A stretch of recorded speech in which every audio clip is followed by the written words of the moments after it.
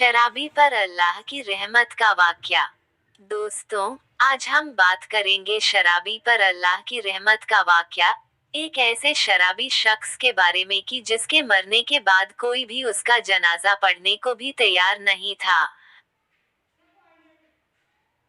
दोस्तों, एक शख्स था जिसका जनाजा सुबह से उसके आंगन में पड़ा हुआ था। गांव भर में इसकी मौत का चर्चा हुआ, लेकिन कोई भी इसके आखिरी दीदार के लिए नहीं आया और ना ही गांव की किसी औरत ने इसकी बीवी से आकर उसका हाल मालूम किया। दिन मुकम्मल गुजर गया और फिर जनाजा लेकर जाने का वक्त आया और एक और अनहोनी हो गई। आखिर ये सब क्या माजरा था?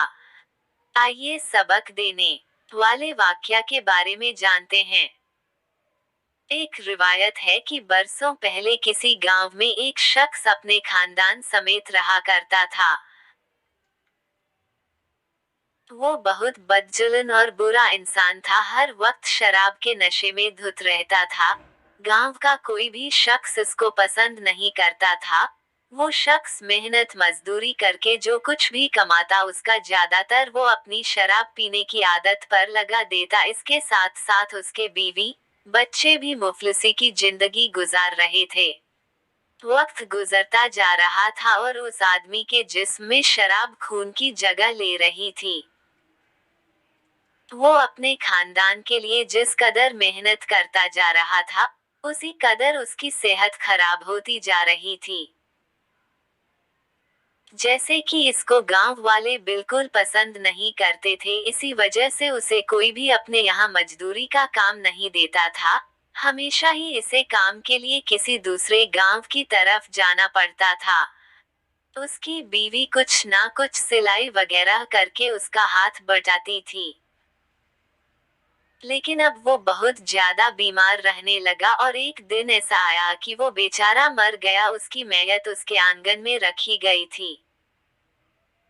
उस शख्स के बच्चे और उसकी बीवी उसके पास बैठे अपने आखिरी सहारे को हसरत भरी निगाहों से देख रहे थे।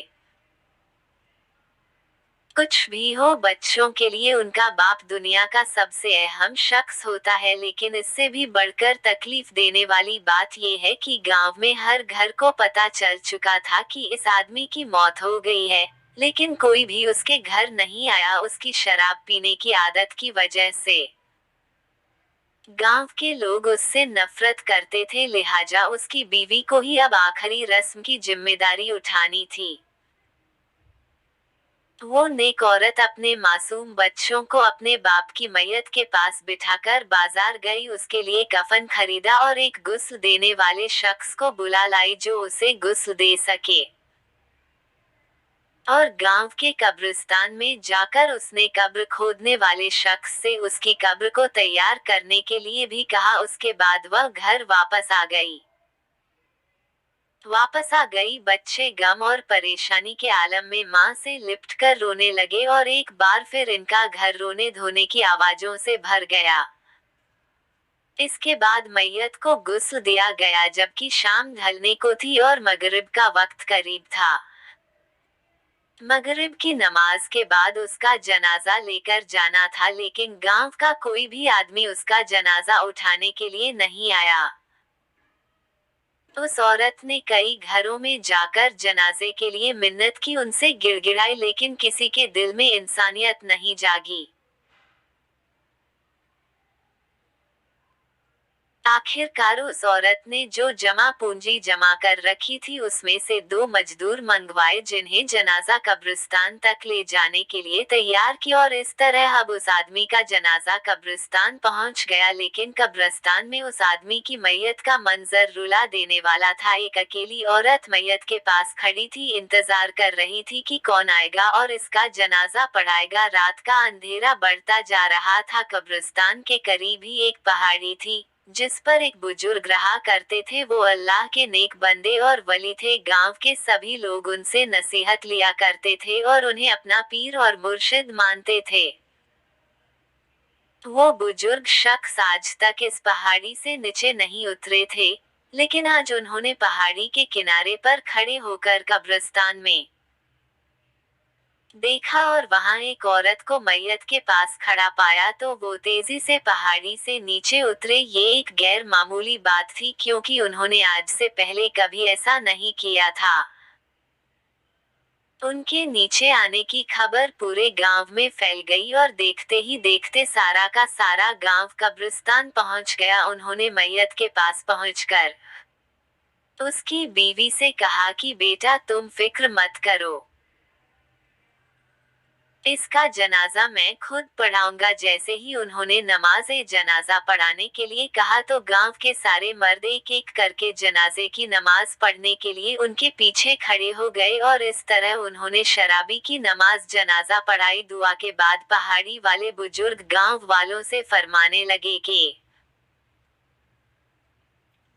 ए लोगों, मगरिब से कुछ वक्त पहले मैं अपनी इबादत गाह में बैठा था। मेरी अचानक आंख लग गई और एक अनजान आवाज ने मुझसे मुखातिब होकर कहा, जाओ नीचे कब्रिस्तान में एक औरत अपने शौहर के जनाजे के साथ मौजूद है। उस मैयत का जनाजा पढ़ाने वाला कोई नहीं, लिहाजा आप जाओ और उसकी नमाज ए जनाजा पढ़ाओ। अल्लाह पाक ने उसको माफ कर दिया है। उसके साथ ही अचानक से मेरी आंख खुल गई। मैंने पहाड़ी के किनारे पर खड़े होकर जब कब्रिस्तान में देखा तो वही मंजर पाया, इसलिए मैं इस काम के लिए नीचे उतरा हूँ।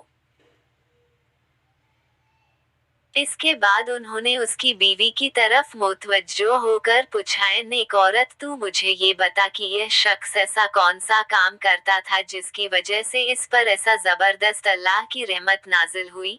वो औरत कहने लगी, हजरत ये तो हर वक्त शराब पीता रहता, दिन भर शराबा खाने में बैठा रहता, लेकिन 3 काम ऐसे थे जो ये जरूर किया करता था। इनमें पहला ये कि मेरा शौहर हर रात शराब के नशे में रहता था और उसी हालत में सो जाता, लेकिन जैसे ही सुबह उसकी आंख खुलती वो नमाज अदा किया करता था। उसकी दूसरी अच्छी बात ये थी कि उसने अपने बच्चों के साथ हमेशा 2 यतीम बच्चों की परवरिश की। हमारी 4 औलाद में से 2 बच्चे हमारे हैं, जबकि 2 बच्चे यतीम हैं। और तीसरी आदत ये थी कि जब भी इसका शराब का नशा उतर जाता तो वो रो रो कर अल्लाह ता से माफी मांगता। रात में जब भी इसका नशा उतरता तो ये गिड़गिड़ा कर अल्लाह पाक से दुआ करता कि ए अल्लाह, तू ही मेरा मालिक है, मेरा अपनी इस बुरी आदत पर काबू नहीं, मैं चाह कर भी इससे बच नहीं पा रहा हूँ।